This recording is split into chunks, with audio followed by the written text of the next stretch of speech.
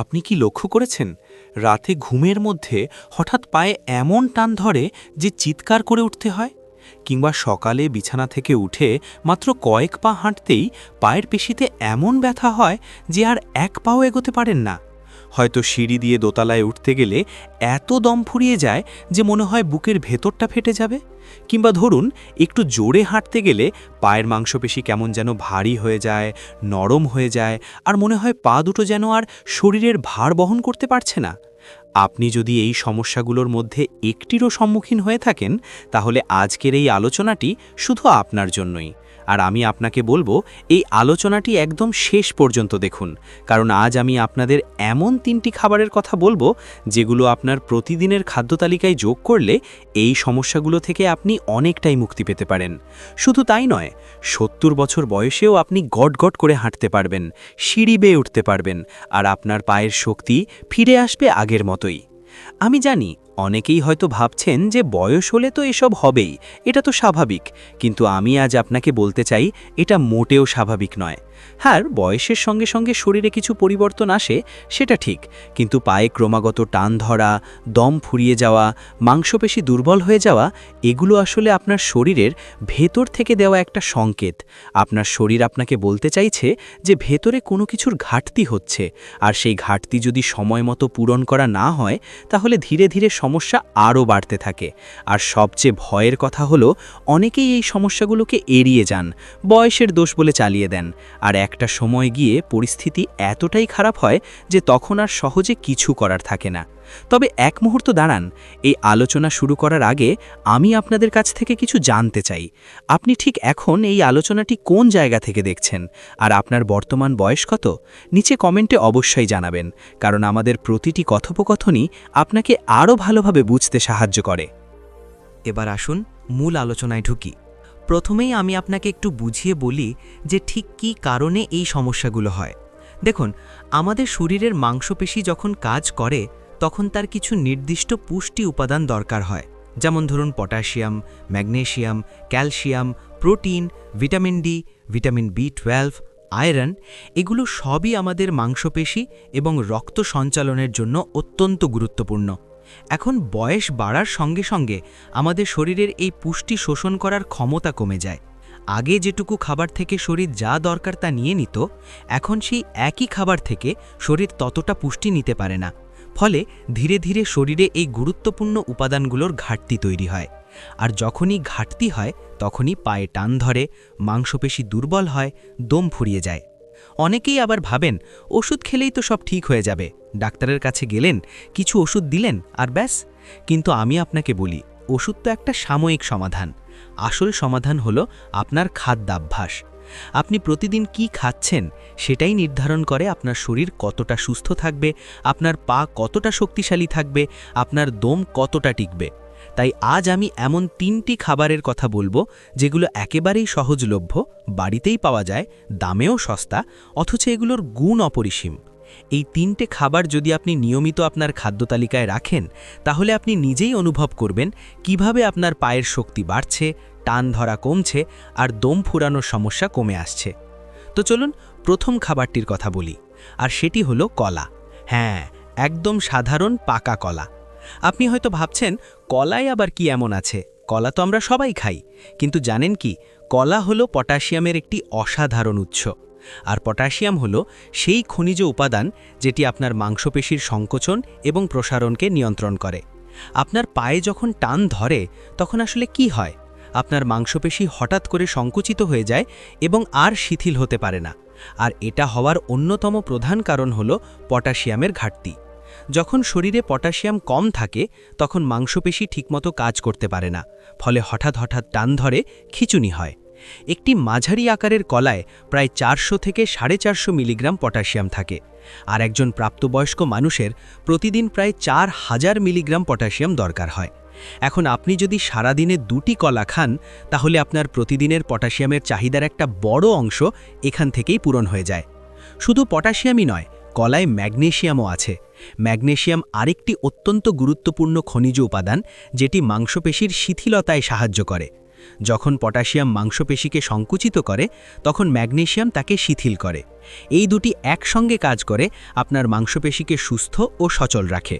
তাই কলা খেলে আপনি একসঙ্গে পটাশিয়াম এবং ম্যাগনেসিয়াম দুটোই পাচ্ছেন। এছাড়াও কলায় ভিটামিন B6 আছে, যেটি আপনার স্নায়ুতন্ত্রকে সুস্থ রাখতে সাহায্য করে। অনেক সময় পায়ে টান ধরার পেছনে স্নায়ুর সমস্যাও থাকে।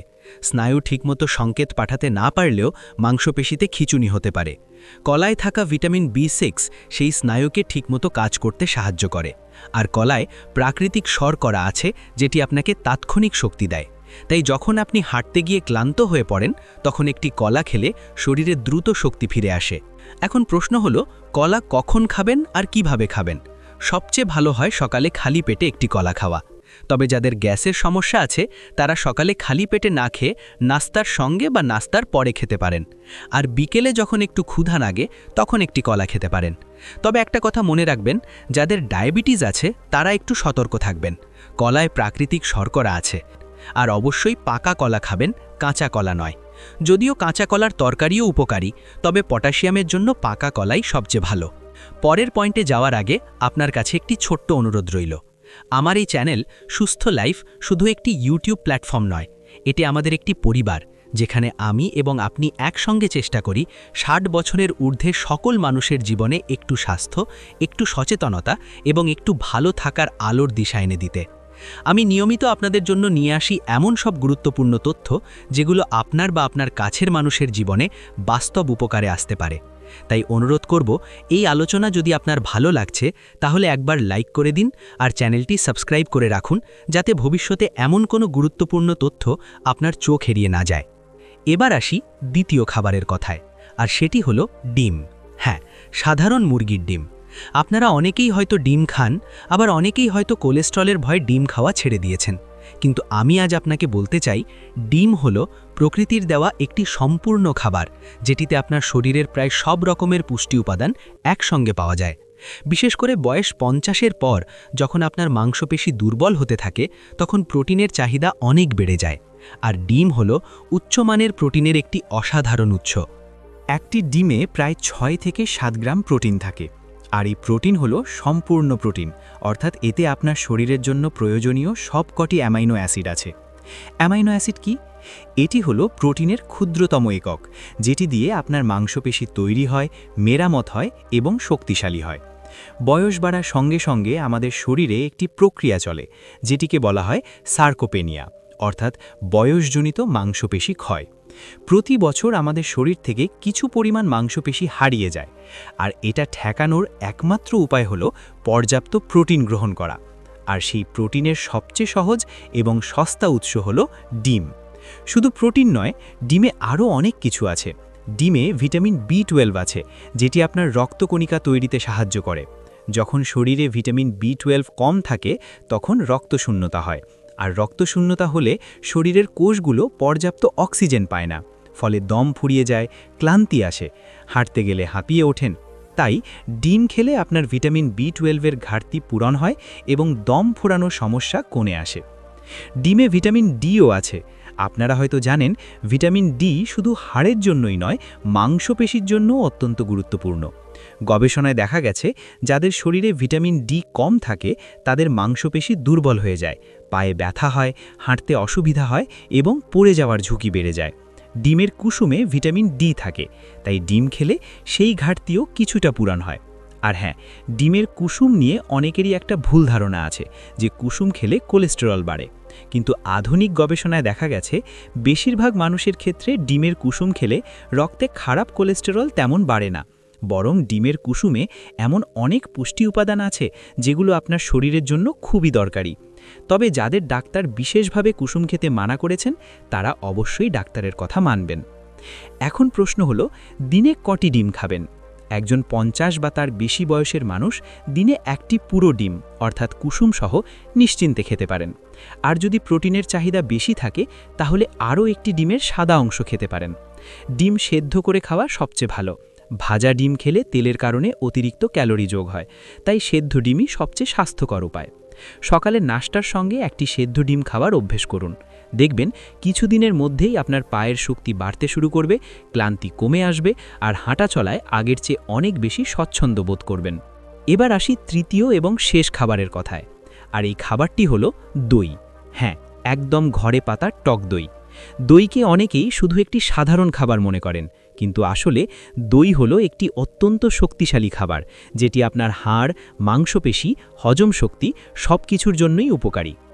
দইয়ে সবচেয়ে গুরুত্বপূর্ণ যে উপাদানটি আছে সেটি হলো ক্যালসিয়াম। আমরা সবাই জানি ক্যালসিয়াম হাড়ের জন্য দরকার, কিন্তু অনেকেই জানেন না যে ক্যালসিয়াম মাংসপেশির সংকোচনের জন্যও অপরিহার্য।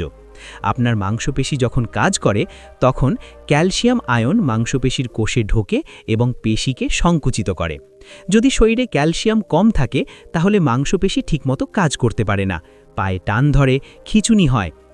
100 গ্রাম দইয়ে প্রায় 100 থেকে 150 মিলিগ্রাম ক্যালসিয়াম থাকে।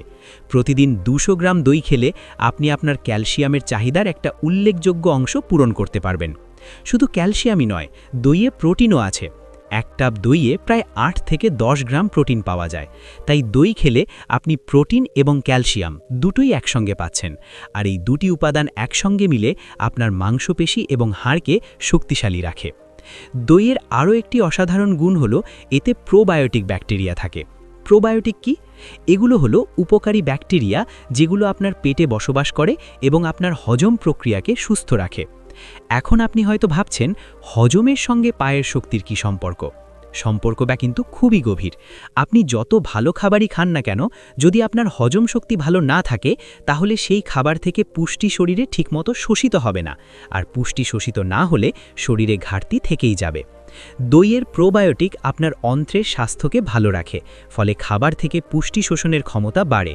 এটা বিশেষ করে বয়স্ক মানুষদের জন্য খুবই গুরুত্বপূর্ণ, কারণ বয়সের সঙ্গে সঙ্গে হজম শক্তি স্বাভাবিকভাবেই কমে যায়। দইয়ে ফসফরাসও থাকে, যেটি হাড়ের গঠনে সাহায্য করে। এছাড়া দইয়ে রাইবোফ্লাভিন বা ভিটামিন B2 থাকে, যেটি শরীরে শক্তি উৎপাদনে সাহায্য করে। যখন শরীরে পর্যাপ্ত শক্তি উৎপন্ন হয় তখন ক্লান্তি কমে, দম ফোরায় না, আর আপনি অনেক বেশি সক্রিয় থাকতে পারেন। এখন দই কিভাবে খাবেন? সবচেয়ে ভালো হয় ঘরে পাতা দই খাওয়া। বাজারের প্যাকেটজাত দইয়ে অনেক সময় চিনি মেশানো থাকে এবং প্রোবায়োটিকের পরিমাণও কম থাকে। তাই যদি সম্ভব হয় ঘরেই দই পাতুন। দুপুরে ভাতের সঙ্গে 1 কাপ দই খেতে পারেন। এটা আপনার হজমেও সাহায্য করবে আর শরীরে ক্যালসিয়াম এবং প্রোটিনের যোগানও দেবে। তবে রাতে দই না খাওয়াই ভালো, বিশেষ করে যাদের সর্দি কাশির সমস্যা আছে। দুপুরের খাবারের সঙ্গেই দই খাবার অভ্যেস করুন। এবার একটু বলি, এই 3টি খাবার ছাড়াও আপনাকে আরও কিছু বিষয় মাথায় রাখতে হবে। প্রথমত, পর্যাপ্ত জল পান করুন।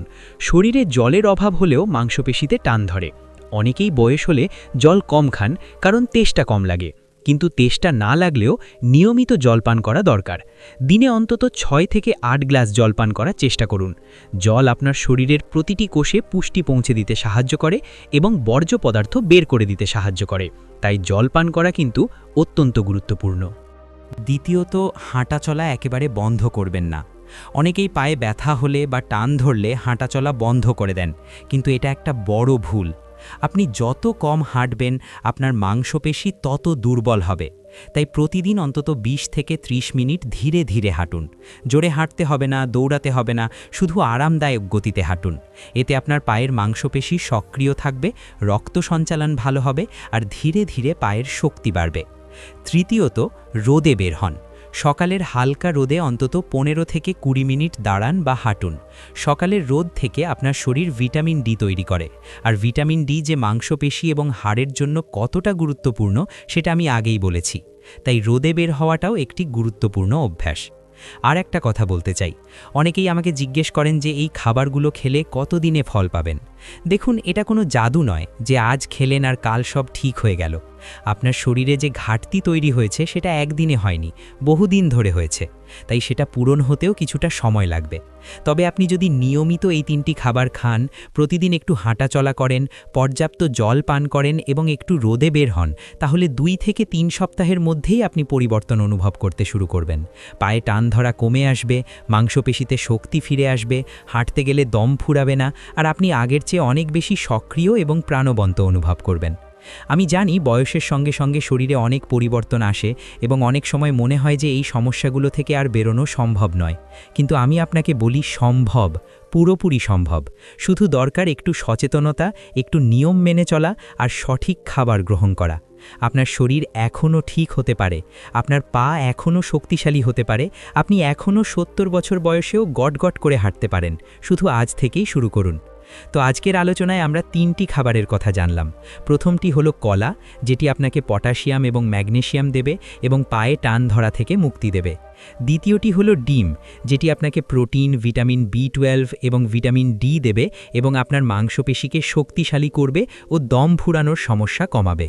আর তৃতীয়টি হলো দই, যেটি আপনাকে ক্যালসিয়াম, প্রোটিন এবং প্রোবায়োটিক দেবে এবং আপনার হাড়, মাংসপেশি এবং হজম শক্তি সব কিছুকে একসঙ্গে ভালো রাখবে। এই 3টি খাবার কিন্তু একদম সহজলভ্য।